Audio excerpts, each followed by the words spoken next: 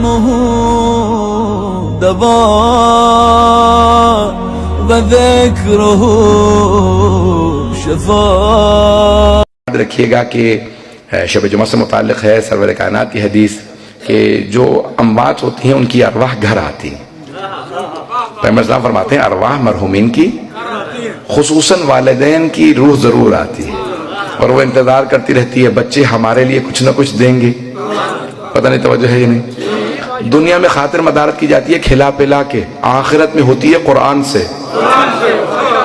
تو کہتے ہیں کہ بہت دیر تک ماں باپ بیٹھے رہتے ہیں، پھر ایک مرتبہ باپ کہتا ہے ماں سے چلو یہ ہمیں بھول چکے. ماں کہتی ہے نہیں آپ چلے جائیے شاید یہ مجھے یاد کر لیں. تو روایت کے الفاظ ہیں کہ ماں اکثر وہاں پہ روکی کہتی رہتی ہے اے بچوں تمہاری ایک رات کی نیند کی خاطر میں پوری رات جاگتی رہی تھی، اب میں تمہاری ایک فاتحہ کی محتاج ہوں، فاتحہ ہی پڑھ دو. عزیزان گرامی جو ماں باپ کو یاد کرتے ہیں انہیں یاد رکھتے ہیں. حبیب خدا فرماتے ہیں کہ ماں باپ بھی انسان کے گناہوں کی بخشش کا سبب بنتے ہیں. وہ جو بوڑھا باپ یا بوڑھی ماں ایک کونے میں بیٹھی رہتی ہے اور کچھ نہیں کر سکتے، بات بھی نہیں کر سکتے، کلام نہیں کر سکتے، تو کہ تمہیں نہیں پتا ان بوڑھے ماں باپ کی وجہ سے کتنی رحمتیں نازل ہوتی رہتی ہیں. میں پتہ نہیں پہنچا پا رہا ہوں یا نہیں، کچھ دیر اور سن لیں گے. یہ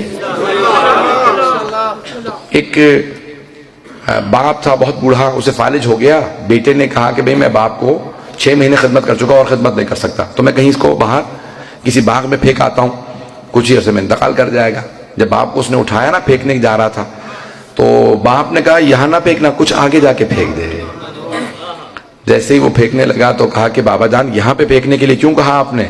کہا کہ میں اپنے باپ کو یہیں پھینک کے گیا تھا، میں چاہتا تھا آج مجھے پتا چلے میرے باپ پہ کیا گزری ہوگی جب میں اپنے باپ کو. عزیزان گرامی کبھی بھی ماں باپ کو نہ بھلائیں، اپنے ماں باپ کو یاد رکھیں. جو زندہ ہیں وہ ان کی خدمت کریں، زندگی میں بھی برکت ہوگی، اور اگر گزر چکے ہیں تو ان کے وہ فاتحہ سے ضرور یاد کریں.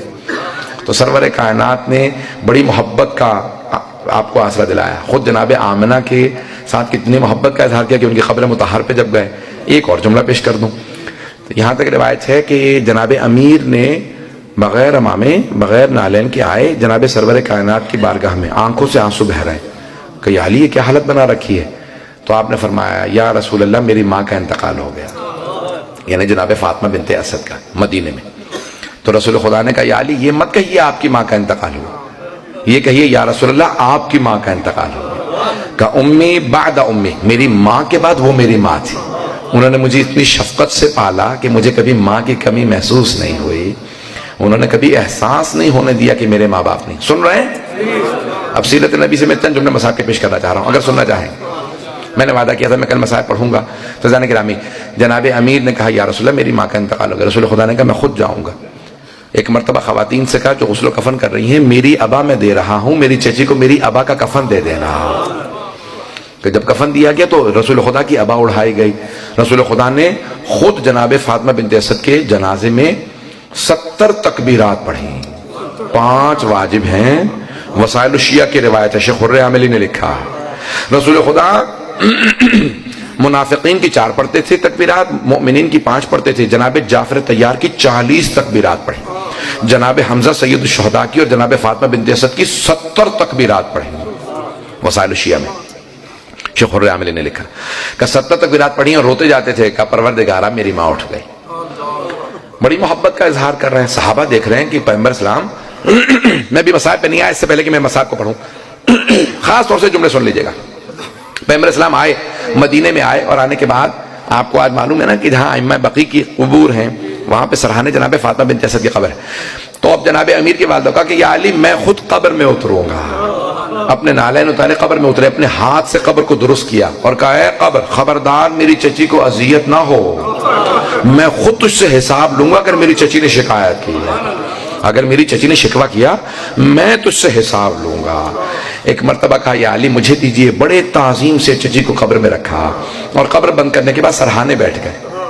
سرحانے کی طرف بیٹھے اور رو رہے تھے. اچانک کچھ دیکھنے کے بعد کہنے لگے ابنوں کے آپ کا بیٹا کہا یا رسول اللہ. صحابہ نے سوال کیا یا رسول اللہ کیا معاملہ، آپ چچی سے کیا کہہ رہے ہیں؟ کہا کہ مرتبہ فرشتوں نے بڑے احترام سے میری چچی سے سوال کیا من ربو کے، آپ کا رب کون ہے؟ تو میری چچی نے بڑے اطمینان کے ساتھ کہا اللہ ربی، اللہ میرا رب ہے۔ کہا فرشتوں نے فوراً سوال کیا من نبیک، آپ کے نبی کون ہیں؟ تو میری چچی نے فوراً میری طرف اشارہ کیا محمد نبی، یہ محمد میرے نبی ہیں۔ کہ ایک مرتبہ فرشتوں نے سوال کیا من اماموں کے، آپ کا امام کون ہے؟ تو میری چچی نے مجھے دیکھا، میں نے فوراً کہا ابنوں کے۔ چچی جان کہہ دیجئے آپ کا بیٹا ہی آپ کا امام ہے، آپ کا بیٹا ہی آپ کا امام ہے۔ سارے مجمع کی توجہ میں خون جگر دے رہا ہوں اس ایک جملے کے لیے۔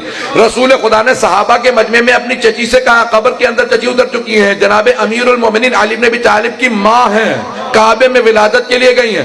کہا چچی جان جب فرشتوں نے پوچھا کہ آپ کا امام کون ہے، آپ کہہ دیجئے میرا بیٹا ہی علی ہی میرا امام ہے، میرا بیٹا میرا امام ہے۔ او مسلمانوں، جس علی کے ماں باپ کا ان کی امامت و ولایت کے بغیر گزارا نہیں، وہاں تیرا میرا کیسے گزارا؟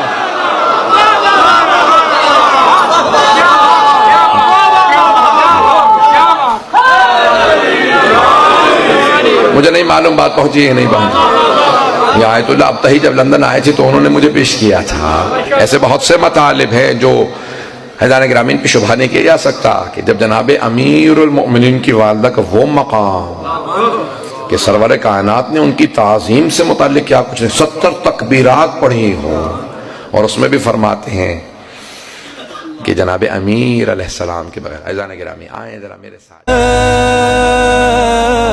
یا رب